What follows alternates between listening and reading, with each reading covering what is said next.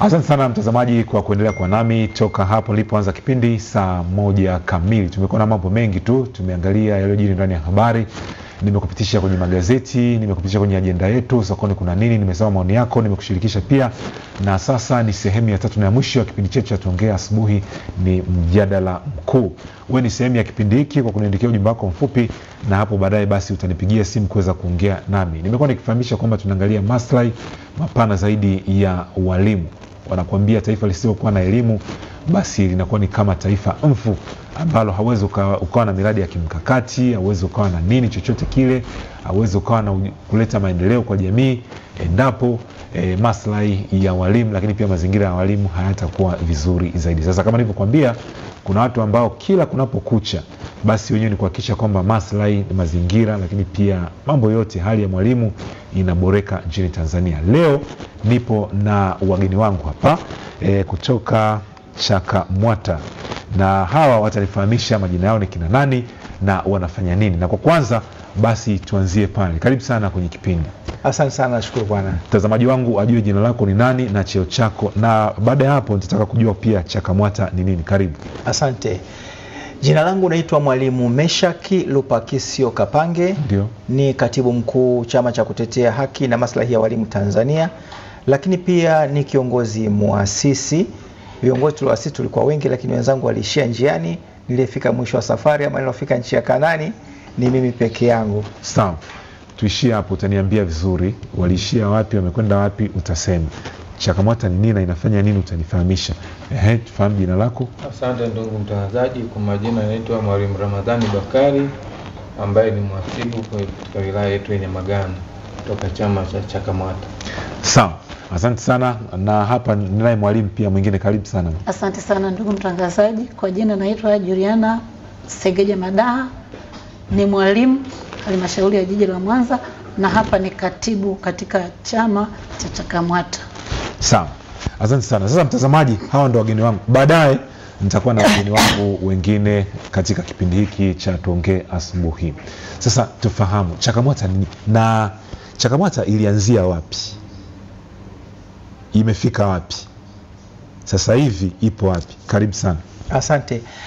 CHAKAMWATA ni chama cha walimu kama ilivyo CWT, kinaitwa chama cha kutetea haki na maslahi ya walimu Tanzania.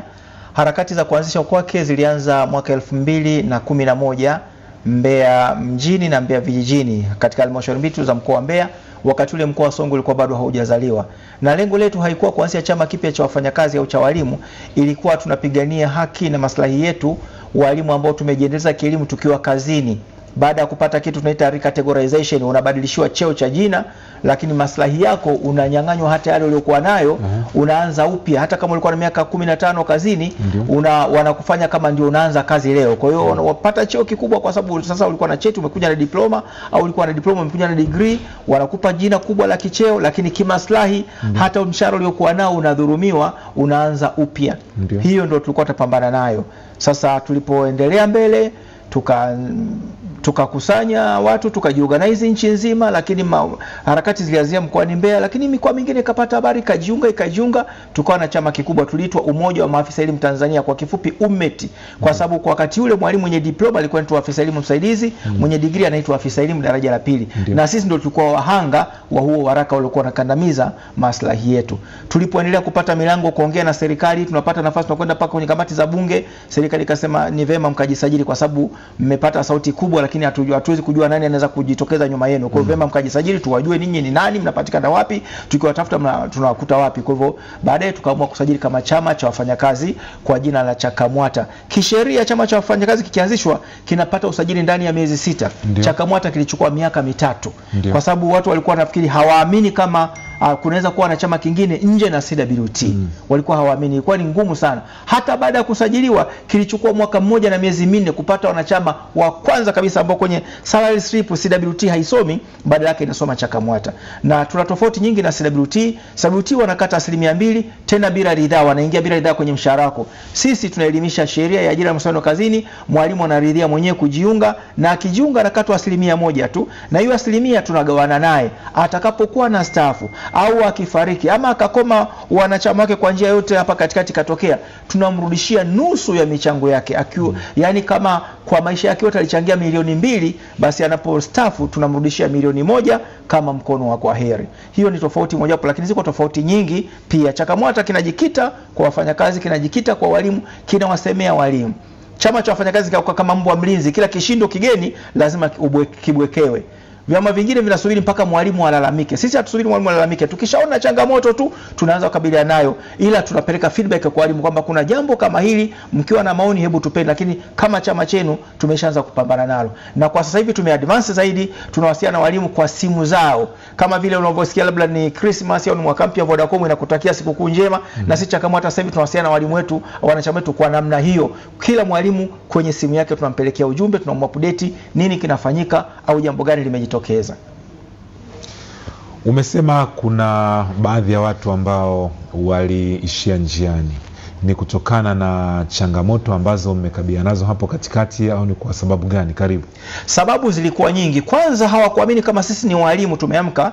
Hata mamlaka za nchi zikafikiri labda kuna political influence nyuma yetu. Hawakuamini hivyo. Lakini vile ni kwamba kulikuwa na ofa nyingi baada ya kuona makali yamekuwa makubwa. Kile tunachokidai kama haki tuliweza kupewa kama hongo. Yani unachokidai bwana mimi nakupa, lakini kwa sharti fulani, acha kitu hiki ili mimi nikupe. Sasa wengine walishia njiani kwa sababu tulipata vitu vingi. Unaahidiwa cheo, kwa mwingine anakimbilia cheo, kwa hiyo anaacha hizi harakati anaondoka. Mwingine unakuwa unadai nyongeza yako ya mshahara baada ya kupandishwa cheo, wanakupa ule mshahara uliokuwa unadai, lakini wanakuambia tunakupa mshahara wako, ila sasa acha na mambo kuamsha walimu. Sasa mimi nilishindwa kufanya hivyo kwa sababu kwanza sina tabia hiyo ya kusaliti watu, lakini pili nilikuwa nimefika mbali ambapo ni point of no returning back.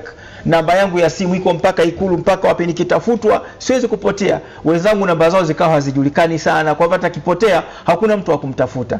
So mimi nikaamua kukaa, lakini sio kwamba hata mimi sikupata vitu vizuri. Vilikuja vitu vizuri bwana, acha chukua hii gari ya kutembelea, nini. Lakini nikakaa nikasema hapana, haitakuwa vizuri sana. After all, kumbuka chama kimeanza miaka zaidi ya 10 iliyopita. Sasa na miaka 50 na kitu, kama mimi ni kijana leo kikimbilia huwezi kujua tomorrow yako inasoma nini. Unasema huyu bwana mbona tulishawahi kumnunua siku moja akanunulika, kwa hivyo si mtu wa kuaminiwa. Kwa hivyo nikaiangalia pia kesho yangu na kesho ya walimu na kesho ya nchi, nikaona si mtu wa kudandia vitu vya muda mfupi. Ilichukua miaka 3 kupata usajili. Haikuwa jambo rahisi, nilikuwa ni safari ndefu. Lakini baada ya kusajiliwa kilifanya kazi miaka 4 tu. Kimesajiliwa tarehe 18 mwezi wa 3 2015. Kimefanya kazi mpaka tarehe 31 mwezi wa kwanza 2019. Baada hapo kikabananishwa, kikapelekwa mahakamani kwamba kimekosea hapa, kifutwe. Na miongoni mwa hoja kubwa ni kwamba hatuna bodi ya wadhamini. Bodi ya wadhamini tuliweka kwenye katiba, lakini sio takwa la vyama vya wafanyakazi.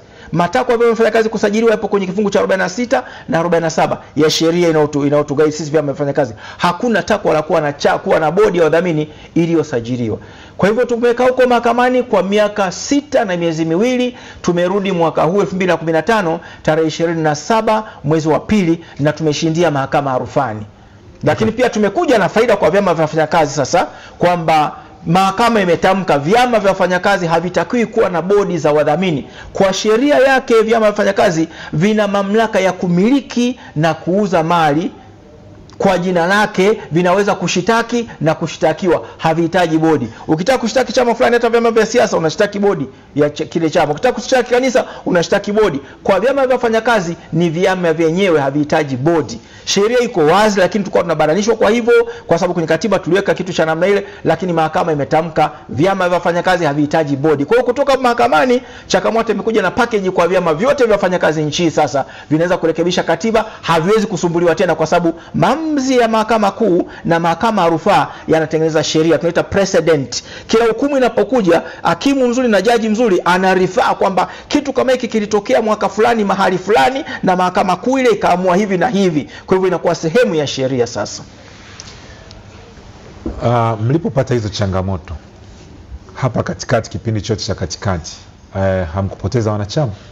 Tulipoteza wanachama, hatukupoteza, tulipotezewa. Yaani sasa wakurugenzi wa halmashauri nchi nzima wakawa sehemu ambayo tuna wanachama wetu wakawa na waondoa wanachama wale kwa kushikiana na CWT na kuwapeleka CWT bila ridhaa yao. Ni kosa kwa katiba ya nchi yetu, ni kosa kwa sheria ya vyama vya wafanyakazi. Kifungu cha 28 cha sheria ya vyama vya wafanyakazi inakataza mwajiri kuingiza makato kwenye mshahara wa mfanyakazi bila ridhaa yake. Yaani mtu anapoingia kwenye mshahara wako ni kosa la jinai kama vile mtu anaingia kwenye maumbile yako bila ridhaa yako. Ukimpeleka mwajiri huyu mahakamani kwa kifungu cha 102 na kifungu kidogo cha 4 unamfunga mahakamani jela na anaweza akakulipa faini isiyopungua milioni 1. Watu kwa sababu tu hawajui. Kwa wanachama wetu walikombwa sana zaidi ya 13,000 kupelekwa CWT bila ridhaa yao. Wamelalamika sana haikusaidia. Tuliporudi tumechukua hatua kwamba hatuwezi kuwa unasajili watu mara mbili wale. Na haya mambo yanayofanywa kati ya wakurugenzi na CWT yamevunja sheria kwa miaka mingi sana. CWT wanasema tunakusanya agency fee. Agency fee ni ada ya wakala kwamba mimi chama cha wafanyakazi nikifanya kazi unaona benefit kwa lazima uchangie. Lakini hiyo agency fee wanaikata kinyume cha sheria na walishakatazwa vyama vitatu CWT kwa moja wapo walikatazwa kukusanya hiyo kitu inaitwa duka la wakala, lakini bado wanakusanya tu hivyo. Kwa sasa tumeamua kuchukua hatua, tumewapa notice wakurugenzi 125 nchi nzima pamoja na chama cha walimu Tanzania. Tumewapa notice ya siku 90. Hivi ninavyoongea siku 60 ndio zinaisha, tuko kwenye siku 30 za mwishoni. Tunawapeleka mahakamani. Tunadai warudishe wale wanachama warudi kwenye chama chao. Hata kama wanahama kwenda vyama vingine, waanzie Chakamwata kuhama kwenda vyama vingine. Lakini unatoka Chakamwata kwa kukurupushwa, kwa kunyofolewa bila ridhaa yao. Lakini pia tunaidai CWT na wakurugenzi jumla shilingi bilioni 12 na mamilioni yake juu. Tumetoa notice na notice endelea kuexpire na tumekuwa tunafanya follow up. Ziko halmashauri chache zimetuita mezani, tumezungumza, kuna mambo yanatendeka. Lakini ziko halmashauri zingine hawajui cha kufanya. Unajua tumefika mahali kama taifa hatuendi vizuri. Mtaalamu unaweza kufika pale ni mtaalamu na mambo ya kuamua, lakini kwa sababu ya situation ya kisiasa tunayo nchini hawafanyi kazi, wanasubiri maelekezo kutoka juu. Wewe uko pale ni afisa utumishi, ni mwanasheria wa halmashauri, unajua wajibu wako na sheria inakuongoza, lakini unakaa umekunja mikono unasubiri maelekezo kutoka juu. Tumefika mahali pabaya kama nchi. Baada ya miaka 6 mmebaini nini sasa kipya? Kingine tulichokibaini baada ya miaka 6, zile ajenda ambazo tulikuwa tunazipigania kuhusu walimu zililala zote. Hakuna chama kinaongea. Kwa mfano, kikokotoo cha mafao ya wastaafu ambacho hata wewe kinakuhusu. Kitoka hapa unakwenda NSSF. Kanuni itakao kukotoa maslahi yako sio ile ya zamani. Utapunjwa. Kwa sisi ambao ni watumishi wa umma, kanuni tulikuwa tunatumia kwenye mfuko wa PSPF na PLF. Katika kila shilingi 100 ulikuwa unaipata kwa kanuni ile, zimeondoka shilingi 63, zimebaki shilingi 37. Na kimeshaanza kufanya kazi. Tulipotoka mwanzoni kukiunga mkono, tukatoka mpaka kwenye media, mzee Magufuli aliitisha kikao tarehe 28 mwezi wa 12 2018 Ikulu. Akasema kikae kimya kwa miaka 5 kitazamwe upya. Na mwaka unaofuata Chakamwata ndo tukabananishwa mahakamani. Katika vyama 33 wafanya kazi nchi pamoja na chama chenu cha waandishi wa habari, hakuna kilichokuwa kinathubutu kuongea. Hakuna. Na siku naongea na vyombo vya habari, hata mawakili Boniface Mwabukusi ni miongoni mwa wakili wetu. Yeye mwenyewe aliogopa, kaniambia Kapange don't dare please, usiende huko. Kaambia kitu tuende huko tufanye nini sasa, na hii ni nchi yetu lazima tuseme. Tulipokwenda huko ya ajenda imelala na iko kazi inafanya kazi. Lakini viko vitu vingi, kuna bodi inaitwa bodi ya kitaaluma ya walimu. Ilikuwa inaanzishwa. Hatukukubaliana nao kwa sababu ile bodi inakuja kama chombo cha mahakama kwa walimu. Leo tuna vijana wetu wengi walimu na wasiokuwa walimu wako huko mitaani, ni wasomi, hawana ajira. Wanaambiwa jitafutie ajira wao wenyewe. Wanapotafutia sekta rahisi kujiajiri hata kama sio mwalimu ni sekta ya elimu.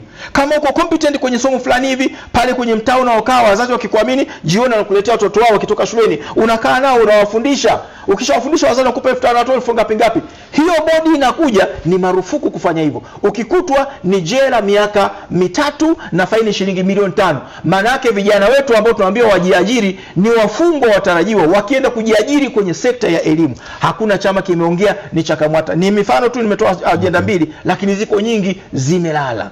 Sawa. Sasa hali ya wanachama kwa sasa ipoje baada ya miaka 6 mliporejea sasa? Hali ya wanachama wanarudi nyumbani kumenoga. Simba anakula nyama, anakula nyasi kwa sababu amekosa nyama, ili asife anaamua kutafuna nyasi. Wanarudi nyumbani. Kwa hiyo sasa hivi mafuriko ni makubwa, wanachakamwata wanarudi nyumbani, wanajiunga tena, wanahama kwenye vyama ambavyo walikuwa wamelazimishwa kwenda, na wengine walipopelekwa CWT kwa lazima wakaenda kuna chama kingine wakaenda kujiunga huko, ili tu tunaposubiri chama chetu kirudi angalau tuwe na mahali pa unafuu kidogo. Sasa mwamko ni mkubwa, na kumbuka tuna miezi hii ni mitatu tu, tumefanya vitu vingi sana ndani ya miezi mitatu ambacho kwa kweli tusingekuwa wajibikaji wala tusingefikia namna hiyo. Na naona upo Mwanza, utaniambia ni kwa nini mpo Mwanza, lakini kabla hujanijibu hilo nataka pia nifahamu kutoka kwa Mwalimu Juliana Segeja Madaha, katibu wa CHAKAMWATA halmashauri ya jiji la Mwanza. Tunajua Mwanza ilivyo na mvuto wa mambo mengi sana sana sana nchini Tanzania. Kwa hapa hali ipoje CHAKAMWATA? Asante ndugu mtangazaji. Kweli Mwanza ina mambo mengi. Ndio. Lakini kwa hapa halmashauri ya jiji ya Mwanza CHAKAMWATA tumeipokea kwa mikono miwili. Maana tumeona ni chama ambacho kitawapeleka walimu kwenye malengo yao. Ni chama ambacho kinamwangalia mwalimu, na ni chama ambacho kimeasisiwa na mwalimu mwenyewe. Hivyo walimu watafanya kazi wakijua wana chama cha kuwatetea maslahi yao. Lakini pamoja na hayo, ni chama ambacho kinamwangalia sana mwalimu. Kwanza mwalimu anapojiunga anakuwa ana uhakika wa haki zake, lakini pamoja na haki zake mwalimu ana uhakika baadaye nini atakipata.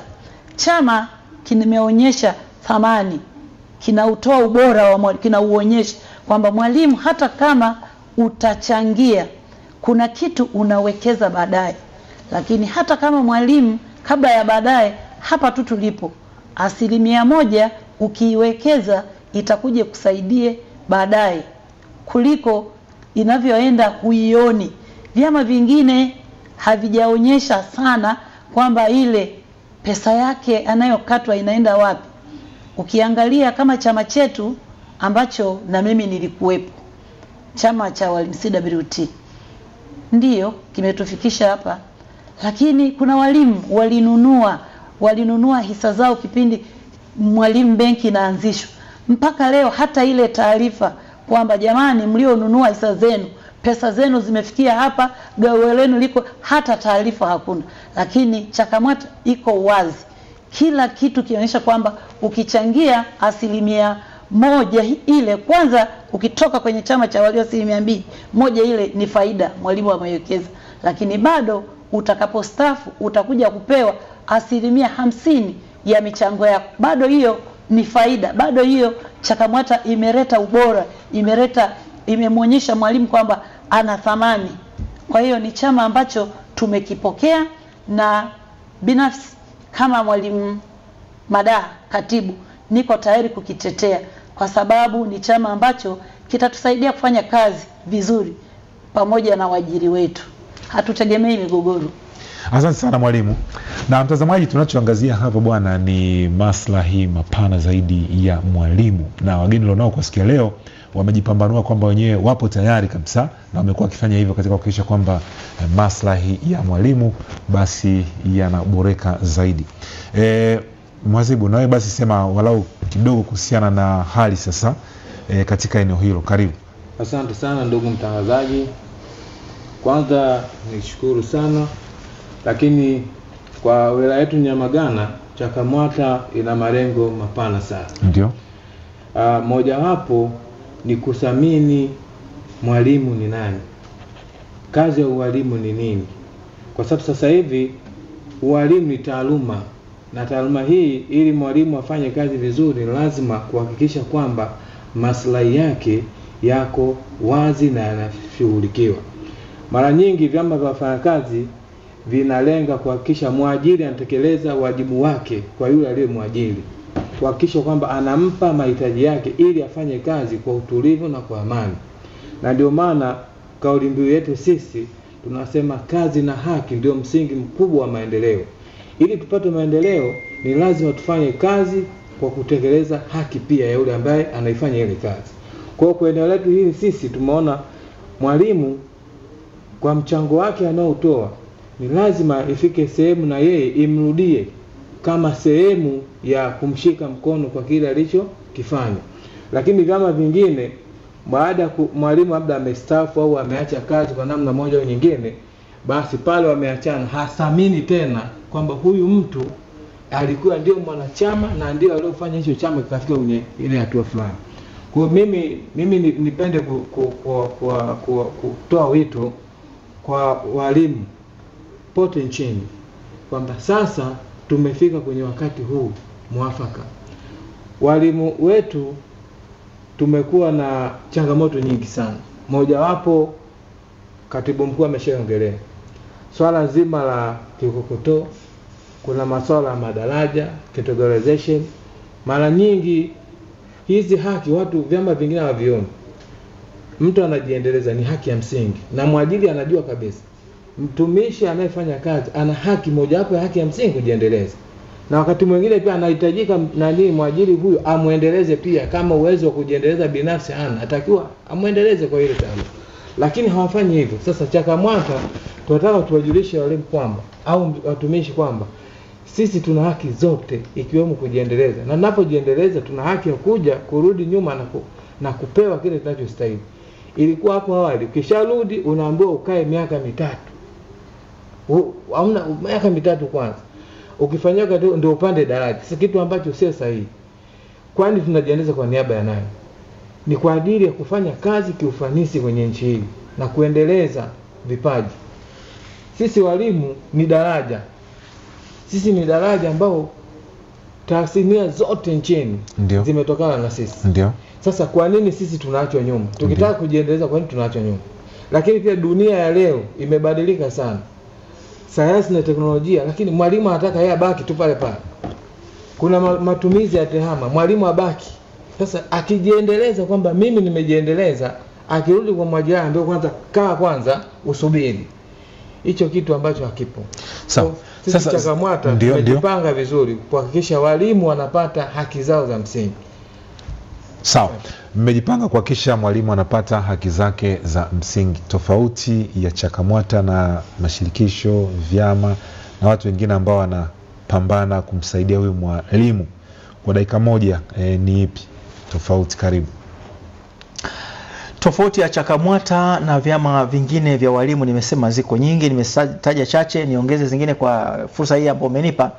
Ni kwamba sisi CHAKAMWATA tunataka mwalimu mwenyewe awe competent, tunamjengea, yani ujuzi ule hatubaki nao kwenye chama, tunaopeleka kwa walimu, mwalimu mwenyewe awe competent. Udhaifu wa walimu ni wa kimfumo. Fani zingine unaposoma na kipisi cha sheria, unakuta ni mhasibu anasoma fedha lakini na package ya sheria iko pale. Companies law anasoma, income tax law anasoma na zinginezo. Ni afisa utumishi anasoma mambo ya utawala lakini na sheria anasoma. Mwalimu kwenye mtaala wake hata sheria ya elimu namba 25 mwaka 78 haikuwemo. Kwa hivyo kuhusu sheria mwalimu amekuwa pembeni kabisa, wakati maisha yake yote ya utumishi yako guided na sheria na kanuni mbalimbali. Sisi tunampelekea mwalimu, tunamjengea huo uwezo. Unajua unapokula nyama kuna mifupa na si kila mfupa ni mfupa. Mifupa mingine ni ya plastiki, unaweza kaitafuna tu vizuri. Kwa hiyo tunamjengea mwalimu kwamba akikutana na changamoto fulani hivi, kabla hajapiga hodi kwenye chama cha wafanyakazi CHAKAMWATA, yeye mwenyewe ana uwezo wa kujua vifungu viwili vitatu. Kwa mfano, unaumwa, umekwenda mahali, umekuta kwenda kutibiwa, umepata huduma, lakini unaambiwa bima ya afya hapa haipo, inabidi ulipe. Mwalimu analipa, afu hajui cha kufanya. Kwamba ukishalipa, chukua zile stakabadhi za malipo, andika barua kwa kifungu hiki na hiki na hiki, mwajiri wako akurudishie pesa. Na inakuwa hivyo. Kwa hiyo tunamjengea mwalimu uwezo wa kujitambua na kutambua haki zake. Na kwa mnapoandika barua, sisi ni wa kizazi cha SLP, sasa hivi tuna .com. Sisi kizazi cha SLP tunajua sana fasihi, tulikuwa tunaandika barua vizuri sana, ndio. Sasa tusiandike barua kama zile barua tunaandikia na dada zetu zile za mapenzi. Andika barua ya kiutumishi, weka na kifungu cha sheria, mwajiri ajue kwamba unachokidai una uhakika nacho na you are confident on that thing. Ndipo tunapofanya. Kwa hivyo tunamuempower mwalimu yeye mwenyewe ajiamini pale alipo. Walimu sasa wamekuwa wanajiunga na Yesu mpaka na afisa mtendaji wa kijiji wa darasa wa form 4. Na nyinyi hamtaki hayo? Hatutaki hayo. Sawa. Sasa uhai wa chama ni wanachama. Mnawapataje wanachama? Naam, niko hapa Mwanza kwa ajili ya kwanza kuambia tumerudi, lakini kuwapata wanachama. Tunawapataje wanachama? Tuko tofauti na vyama vyote Tanzania. Sisi tunaanza na mwajiri.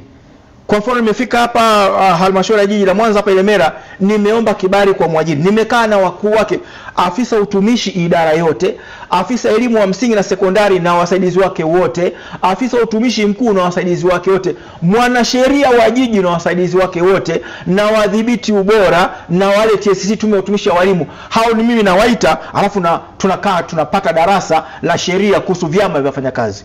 Kabla tuenda kwa walimu kule chini, tunaanza na mwajiri afahamu. Wengi wanachukua practice ya CWT kama ndio sheria, matendo ya CWT kwamba ndio sheria. Wanavunja sheria toka maisha yao yote, miaka 30 plus wamevunja sheria sana wale jamaa. Kwa sisi tunapita kwenye vifungu vya sheria, na kwa kuwa mwanasheria wa halmashauri husika na wasaidizi wake wote anakuwa pale, na mimi nimesoma sheria, nimepata bachelor ya ualimu, nikaona haitoshi, na pambana kwenye harakati hizi, nikituhumiwa na Google vifungu kwenye mtandao, na pambana kauta na wengi. Kwa nini singie darasani kidogo na mimi nikapiga ngaro degree kidogo ya ualimu na mimi ya sheria? Kwa anapokuepo mwanasheria wa halmashauri fulani, tuna lugha za kisheria za kuongea kwamba hapa inakuaje na hapa inakuaje. Wanakuta wanaweza kushangaa kwamba tulifikiri ndivyo inavyofanyika, kumbe haifanyiki hivi. Kwa hivyo ndivyo tunavyofanya. Tukitoka hapo ndo nakwenda kwa walimu, tunapata wanachama kwa urahisi vizuri sana, kwa sababu mwajiri mwenyewe tunakuwa tumekaa meza moja, tumepeana shule na wataalamu wake wote, na tumepigana maswali mpaka tumekubaliana kwamba hivi ndivyo inavyotakiwa, plus na nyaraka za serikali ambazo zimefafanua ama kukazia hizo sheria ambazo tunafundishana. Kwa mwajiri anakuwa hana kizuizi, kwa sababu yeye mwenyewe tu tumeanza darasa la sheria. Kwa hivyo tunapata wanachama kwa urahisi zaidi. Wengi wanaogopa kujiunga, ama anamuogopa mwalimu mkuu kwa kuwa ni mpambe wa CWT, ama anamuogopa kiongozi wa CWT kwa sababu ni mbabe. Jamani, tuna serikali moja tu ya Jamhuri ya Muungano wa Tanzania, iko chini ya CCM. Hatuna serikali inaitwa iko chini ya CWT. Lakini walimu wananyanyaswa na CWT, anaogopa kutumia haki yake ya kikatiba ya kujiunga, kwa sababu katibu wa CWT au mwenyekiti wa CWT atanigombeza, ama mwalimu mkuu wangu ataniona. Sasa tunaanza na hao kwanza, na hao ndio wamewanga. Hao wote ni walimu wakuu hapa. Kwa kama walimu wakuu wenyewe ndio wameanza na ndio viongozi hapa jiji la Mwanza, kwa walimu ni inakuwa ni mteremko. Sawa, wakati mwingine nitawalika pia yale ya CWT waweze kueleza kwa kina kuhusiana na hiki ambacho pia mnakisema. Wakati mwingine wanaona kwamba vyama vingine au mashirikisho mengine kunakuwa na wakati mwingine kunakuwa na migongano na migogoro ya hapa na pale. Mnafanya nini katika kuhakikisha kwamba katika CHAKAMWATA hakuna migongano ya hapa na pale? Karibu. Asante. Kabla sienda huko, sasa wakati mwingine sasa hata huyo ambaye mnampigania anaingia humo mwana athirika. Asante. Kabla hujanani huko, sijajibu ile la pili, nianze la kwanza kwamba tunazungumzia CWT. Of course kumsomea mtu hayupo, yeye hajapata natural justice ya kujitetea na kama anamuonea. Nilishawahi kuomba mdahalo na Mkoba, Gracian Mkoba, rais mstaafu wa CWT, na Oloch kwamba nipate wamestaafu wako, lakini if they can unaweza kawaita siku moja tukawa na mjadala hapa, na tukapigana shule vizuri, tuone wanakosea wapi, na tutakuwa na sheria hapa mezani na nyaraka za serikali. Leo wapo viongozi wengine it's better tunakuwa na mjadala nao namna hii. Sawa kabisa. Lakini pia umeniuliza la migogoro hapa na pale. Sisi bahati wakati mwingine unaweza ukasikia mimi sitataja, lakini wakati mwingine unaona pia kwenye vyombo vya habari mnaitwa bwana, kuna watu wamegombana, wameambiana hivi na hivi, kuna shida nyingi sana, matumizi ya fedha na nini. Sasa wakati mwingine hata yule ambaye anapambaniwa, jamii inaona kwamba sasa anayepambaniwa mwenyewe anaona vitu kama hivi, kwa hiyo kwa nini jiunge, kwa nini sipambane mimi mwenyewe au niridhike tu? Asante. Yote itakayo kuja ije mvua ije jua sawa tu. Kwa nature, kwa asili yetu CHAKAMWATA hatujawahi kuwa na migogoro, ila tumekuwa na migogoro ya kupandikizwa. Hiyo miaka 6 tulikuwa tumepaki meli kule mahakamani, kulikuwa na migogoro. Na ile migogoro ya kupandikizwa ina chanzo chake ni hivi. Baada ya kwanza nilionekana mbele, sasa nimesema pale mwanzo kwamba wasisi wenzangu wote walishia njiani, nikabaki mwenyewe. Nilipoanza nilikuwa naonekana muhuni tu fulani, huyu ni muhuni tu fulani, chama kimesajiliwa sema ni muhuni tu fulani, Baadaye wakaona nchi inanielewa, walimu wamenielewa, wakaanza kujiunga.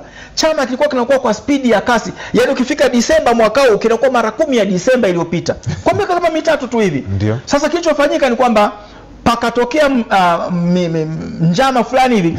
Chama cha walimu kikaanza kununua watu ndani ya uongozi wa CHAKAMWATA. Alafu wale watu wanauza nyaraka zetu kwa CWT mpaka statement za benki. Tulikuwa na wasifu ziko kule, alafu akizipata wanatengeneza majungu wanapeleka serikalini, na serikali inafanyia kazi, wanawasiliana kati ya mamlaka za serikali na CWT. Asante Mungu, Mungu ni wa wote. Kuna mahali nyaraka zile zikawa zinadondoka na mimi nazipata. Kwa kumbe CWT na serikali wanawasiliana, wanapanga jambo kuhusu CHAKAMWATA. Tutawaita CWT hapa ili kuongelea. Na siku watakuja na nyaraka zao hapa. Walishawahi kuunda tume ya kisiri ya kuchunguza CHAKAMWATA, wakaingiza mpaka habari za mke wangu za uongo nyingi zika hapo ndani. CWT hapa na wenyewe waje waelezea kwa ambao mnasema hayo. Sasa wakawa nimalizie hapo, wanawanunua wale watu. Kwa wakifanya vile wanatengeneza migogoro. Ikaonekana hiyo haitoshi, kuiba nyaraka CHAKAMWATA kwenda kuziuza mahali fulani. Sasa hivi hamna migogoro. Hamna kabisa migogoro. Sawa. Sasa mwalimu, mtanieleza pia kuhusiana na mnavyopata sasa wanachama kwa hapa Mwanza, mnafanyaje na mpo hapa kwa ajili ya kongamano, kwa ajili ya washa au kwa ajili ya kuendelea kutoa elimu kwa walimu? Tuko hapa kwa ajili ya kuendelea kutoa tu elimu kwa walimu. Na kipindi hiki walimu wako likizo, lakini walimu wanajitolea bado, wanafundisha madarasa ambayo ni ya candidate yenye mtihani wa taifa bado yako pale. Kwa muda upi tunatumia kutana na viongozi wa walimu. Walimu watakapofungua shule mwezi wa 7 watakuta mambo mengine ni mazuri, ni mazuri. Na maana yake nitaka kusema kwa sababu nina uhakika 100% walimu wengi walio likizo wanatazama kipindi hiki, na nitakaporuhusu simu utawasikia tu, na sehemu kubwa watakaopiga simu bila shaka watakuwa ni walimu. Mtazamaji, nitakupa nafasi hapo saa 2:45 uweze kuongea na mimi moja kwa moja, uniambie sasa wewe na wewe pia unaongelea lipi ambalo ndugu zangu wanalisema. Naona Richard Lukambolo ananipigia sana simu. Itakapofika muda wa kupokea simu yako basi nitaipokea. Haya, tunafanyaje sasa ili kuweza kuhakikisha kwamba chama kinakuwa imara na kinakuwa hai Mwanza? Karibu. Halmashauri ya Jiji la Mwanza tumejipanga kufanya kazi zetu kwa kanda. Ndio. Kata zetu tumezigawa katika kanda ambazo kila kanda itakuwa na viongozi wawili. Ndio mwalimu. Lakini malengo ya hao viongozi ni kuhamasisha. Ndio. Hawa viongozi wataenda kuwaelimisha kuhusiana na chama cha CHAKAMWATA, watawaeleza malengo, wataeleza faida, wataeleza tofauti yetu na vyama vingine. Ndio. Mwanachama ataamua kuhiari mwenyewe, hata lazimishwa, hata nunuliwa. Hiki chama hakina gharama ya kununua mtu. Ni chama cha kuelimisha. Mwanachama anaiva, anaamua mwenyewe kutoka chama kingine kujiunga na chama chetu. Na kwa kuanza ndio maana tukaamua tuanze leo, tuwaelimishe kupitia Star TV kwamba CHAKAMWATA ni chama ambacho ni bora zaidi, ni suluhisho la matatizo kwa walimu. Na niseme tu walimu wajaribu kuthubutu. Unajua watu wengi wanaogopa kuthubutu, akijua kwamba anakoenda huenda kuna shida. Hebu ni wahamasishe walimu wenzangu, jaribu kuthubutu, usiogope. Maana muogope mtu anayeogopa kuthubutu, huyo hatamani kufanikiwa. Lakini mtu yeyote anayetamani kuthubutu ajue mbeleni kuna jambo jema. Hivyo ni waombe walimu wasiogope. CHAKAMWATA ni chama ambacho kina faida, ni chama ambacho kitatetea maslahi na haki zao, ni chama ambacho hakitegemei migogoro kwa walimu, bali ni kuwaunganisha na kuwaweka sehemu moja ambayo itaangalia utendaji kazi na haki zao. Asante sana mwalimu. Karibu sana mwalimu. Asante. Ili kupata wanachama kama walivyosema katibu, tunaendelea kutoa elimu. Tunaendelea kuhamasishana, tunaendelea kupeana habari na uhalisia, uwazi wa chama cha CHAKAMWATA. Kwa hiyo mwalimu ambaye atawiwa yeye mwenyewe, sisi hatumforce mtu kwa kumtisha, kwa kumwekea vitisho vyovyote. Sisi tunamuelimisha, atahiari yeye mwenyewe. Lakini kwa jiji la Mwanza, kutokana na walimu wamejeruhiwa sana, wapo walimu ambao mpaka sasa hivi wameshajitoa zamani CWT, wamebaki sasa hawajui waelekee wapi. Kwa kuwa sisi tumekuja, basi ni wakati mwafaka wao sasa kurejea kwenye chama ambacho kinatetea maslahi yao na kwa uwazi zaidi. Kwa hiyo tumejipanga na tunaomba walimu popote walipo wasiofie, wawe tayari kwa hiari yao wenyewe. Sisi kazi yetu moja tu, tutapita kwa wanachama, tuwaeleze, tuwaelimishe kwamba jamani, na sisi ni walimu wenzao, kwa sababu wote tuko kwenye dau moja. Kama ni mafanikio tunayapata wote, kama ni shida tunapata wote. Na ndio maana CHAKAMWATA, moja ya sifa ya kuwa mwanachama ni lazima na uwe mwalimu, kwa sababu ili yale machungu unayokutana nayo na wewe uwe ni sehemu ile. Usije ukawa kwamba wewe uko sehemu nyingine, hata ukiambiwa kwamba kuna shida hii wewe huijui, hutaiona. Kwa hiyo tunataka sisi wenyewe tumevaa viatu vile kwamba tumo mle kwenye ile dau. Kama linatoboka tunajua wapi limetoboka, ili kwa pamoja sasa tutaenda tuzibe ili safari yetu ifike na tufike salama. Asante. Na mtazamaji, nitapokea simu yako muda sio mrefu kuanzia hivi sasa hapo saa 2 na dakika 45, dakika 3 kuanzia sasa. Na baadaye pia walau kuja kusalimu tu na kuweza kuongea mawili matatu. Nitakuwa na wageni wangu wengine, bila shaka nitakuwa na mwalimu Ganyizi Kashumba, lakini pia nitakuwa na mwalimu Steven Lupilia. Sasa nirejee tena kwako katibu mkuu. Mtu akitaka kwa mfano kujiunga kwa sasa mnafanyaje mpaka mumfikia? Au anaweza akapiga simu, anaweza akaandika ujumbe mfupi, au anaweza akafanya nini, au mnawakusanya kwa pamoja? Karibu. Anaweza akatufikia kwa njia za simu, kama akipata simu zetu.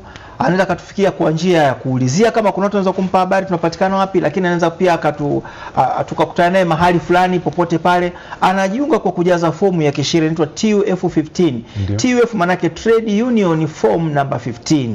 Zamani ilikuwa form number 6. Sasa sheria imebadilishwa, sheria ni mwaka 2004, 2018, 19 ikafanywa marejeo, kwa hata zile fomu zake zimebadilishwa majina au zimebadilishwa namba.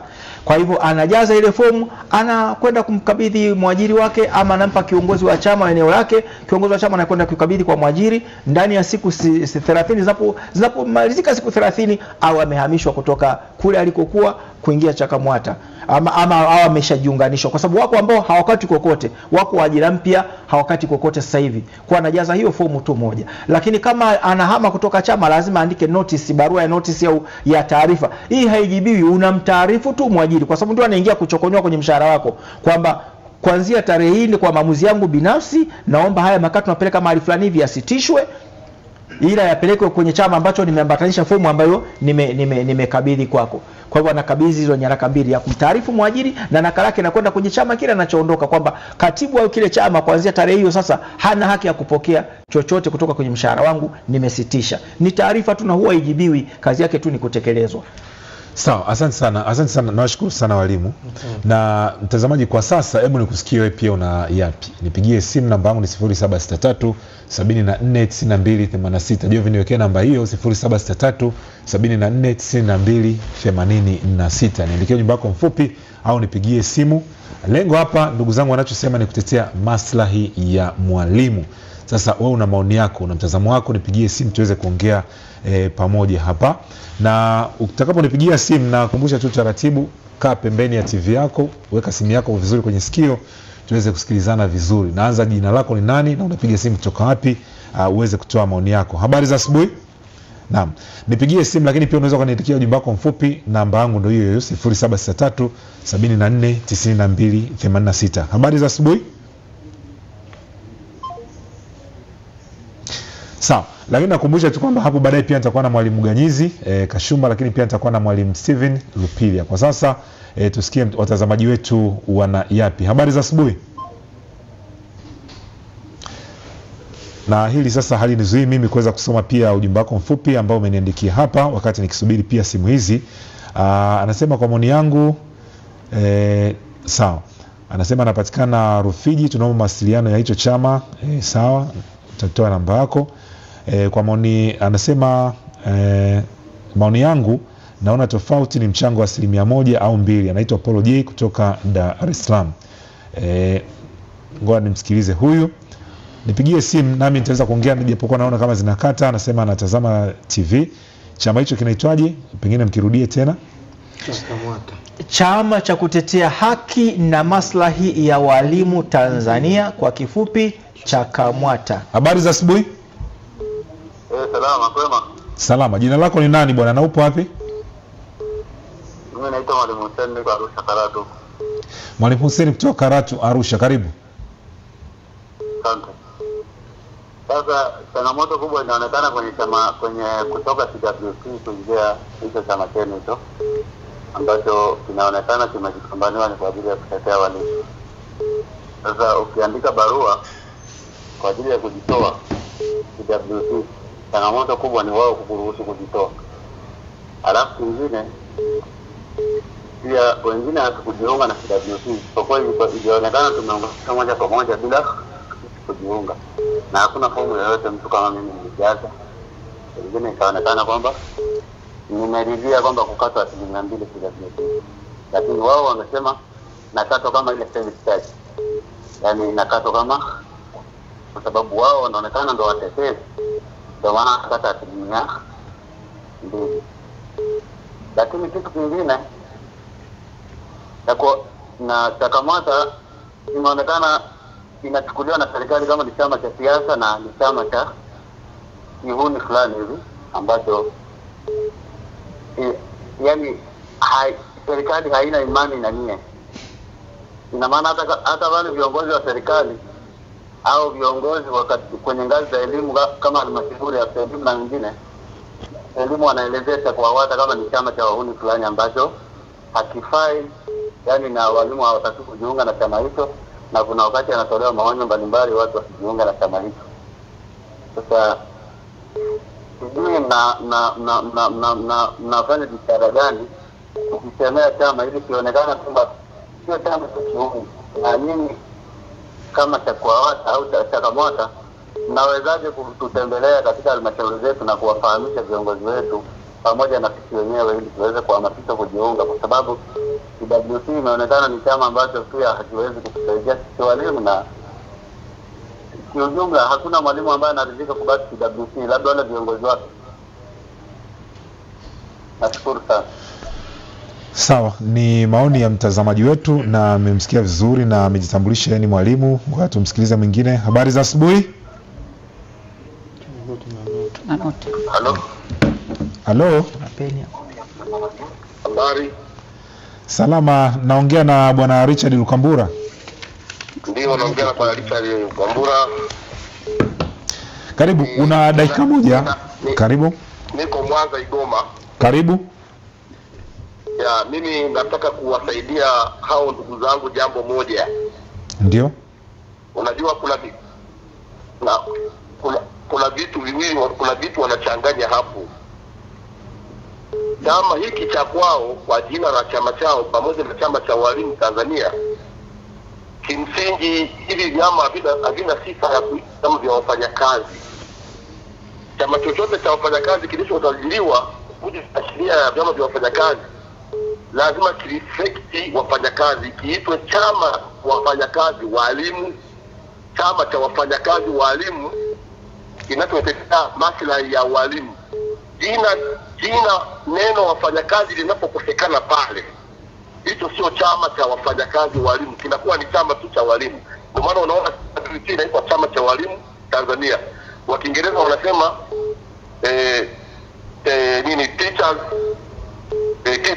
teachers union.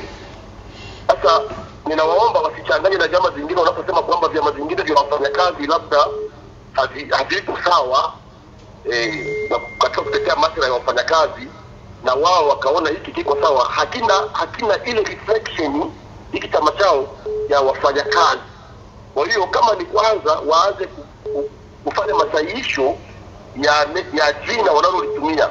Hata chama cha walimu huko nyuma sisi tulishawahi kuwawekea pingamizi kwamba chama kile hakina sifa ya kuitwa chama cha walimu, na ndio maana unaona kinaanzisha miradi, mabenki nini, lakini sheria ya vyama vya wafanyakazi hairuhusu chama cha wafanyakazi kuanzisha miradi ya kibiashara.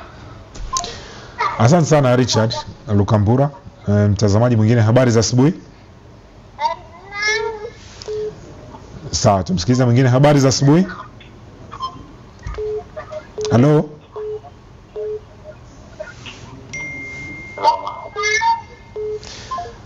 Na mwingine, habari za asubuhi. Habari za asubuhi. Jina lako ni nani bwana, na upo wapi? Karibu. Sawa, na tunaye mwingine. Habari za asubuhi. Salama, habari za asubuhi. Njema, jina lako ni nani bwana, na upo wapi? Karibu. Mimi ni mwalimu mstaafu naitwa Bakari Idava, niko Andeni. Karibu mwalimu. Bwana, mimi ambacho nilikuwa na washauri hawa wenzangu mimi na walimu, japokuwa mimi nimeshastaafu. Ndio. Warudi waangalie historia ya kuanzishwa chama cha walimu Tanzania. Hapo ni hali ilikuwaje? Mimi nashukuru kwamba nilikuwa ni miongoni mwa mwanzilishi wa chama cha walimu Tanzania nchini. Kule tulikotoka na sasa hivi tofauti kubwa. Hebu wajiulize chama kilianzishwa kwa madhumuni gani kwanza? kwa sababu hao wenzetu ile solidarity sasa hivi wanaiondoa, na hiyo ndio itakasababisha hata serikali ishindwe hata kuwasikiliza baadaye. Waambie wafikirie maradufu, warudi kwenye historia kuanzishwa kwa chama cha walimu Tanzania, ili baadaye waangalie mwelekeo wao huko mbele huko. Haya, sawa. Ameshauriwa. Habari za asubuhi. Huyu anasikiza TV. Habari za asubuhi.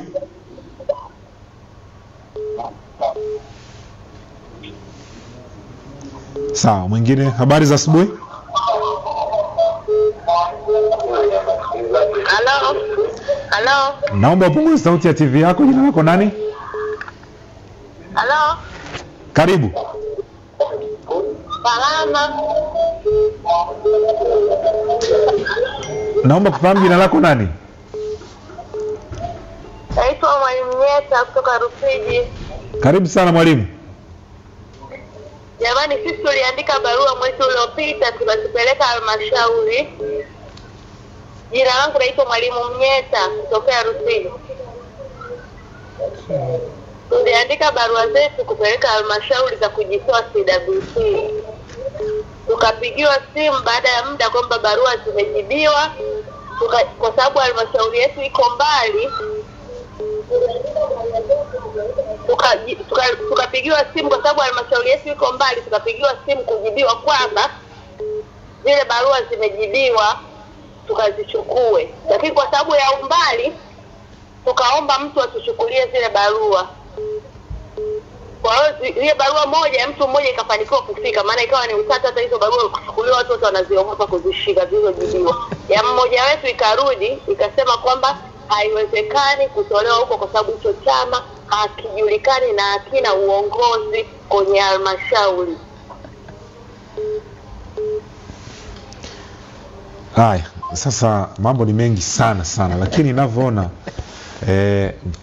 tuna dakika 6 tuweze kuhitimisha kipindi, na bado kuna ndugu zetu wengine mlitarajia walau na wenyewe pia waweze sasa, na hoja zipo za msingi. Tunafanyaje hapa?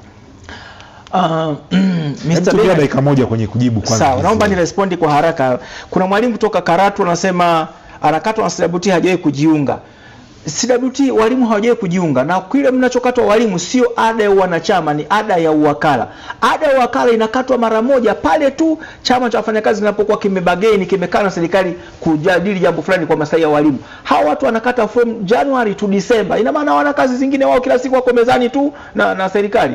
Ni kinyume sana cha sheria. Lakini pia mwalimu wa Karatu amechanganya, kuna CHAKUHAWATA na CHAKAMWATA. CHAKAMWATA makao yake makuu ni Mbeya, CHAKUHAWATA makao makuu yake ni Kigoma. Kwa mwalimu naomba usichanganye, kuna CHAKAMWATA na CHAKUHAWATA, na hapo Karatu CHAKAMWATA ipo na ilishakuepo. Alafu kuna mwalimu mwingine amesema chama cha wafanyakazi kwamba vyama vingine haviko sawa. Hatujasema vyama vingine haviko sawa. Nimesema katika kutetea wafanyakazi kuna ajenda ambazo ni mtambuka zinagusa wafanyakazi wote. Vyama vyote vimekaa kimya, kasoro CHAKAMWATA tu wakinaongea, lakini hatukusema kama haviko sawa. Lakini pia unasema kwamba labda jina libadilishwe. Ufanisi wa chama hauko katika jina. Ufanisi wa chama uko katika setup ya katiba. Ukisoma content ya katiba ndio utakielewa chama. Na haya majina yamesajiliwa. Kwa hiyo yamechunguzwa, yameonekana kwamba yanafaa kutumika kwa vyama vya wafanyakazi. Kuna mwalimu kutoka Handeni anasema historia ya CWT. Historia ya CWT haijulikani. Ingia mtandaoni Google utaikuta historia ya CHAKAMWATA ina kurasa 28 na nimesaini mimi mwenyewe Mwalimu Meshaki Kapange. CWT ilianzishwa na serikali kuwasaidia walimu wakati wanaandamana miaka 94 95 pale. Hawajui nani walikaa kuandika katiba, nani aliandika barua ya kuomba usajili, nani alikuwa viongozi wa kwanza, na hata kiliposajiliwa wamepewa ofisi na serikali, magari ya kutembelea na serikali, wamepewa nyumba na serikali, everything. Wameanza kukata michango miaka 2000 hapa. Huko nyuma kilelewa na serikali, everything kutoka serikalini. Historia yao iko blank, haijulikani. Lingine mwalimu kutoka Rufiji kwamba haiwezekani kujitoa kwenye chama. Mmevunjiwa sheria hapo walimu. Asante sana, tataja namba yangu ya simu, tutawasiliana, tutakuja hapo Rufiji. Na hapo Rufiji CHAKAMWATA kipo. Hata kama chama hakijafungua ofisi, hii right ni ya kwako ya kikatiba, unajiunga tu. Inasoma kwenye mfumo wa mwajiri hapo, kwenye mfumo wa Lawson, kwenye mishahara. Akiingiza contribution code za CHAKAMWATA unahamishwa tu vizuri.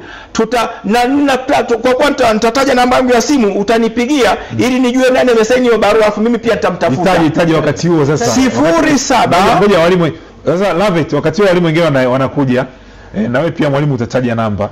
Sawa. Au tutaje kwanza hii tu. Sawa. Itaje. Namba yangu mwalimu wa Rufiji na mwalimu mwingine. Hiyo barua mtaniambia imesainiwa vipi, tutaomba mawasiliano na mkurugenzi na mwanasheria wa hapo Rufiji tuweze kuongea ili iandikwa huyo mwandishi alisimamia kifungu gani cha sheria. Na pana mwanasheria analipwa na serikali ya Jamhuri ya Tanzania. Namba muda sio ili amshauri mwajiri. Namba yangu 0756 20 45 68. Narudia 0756 20 45 68.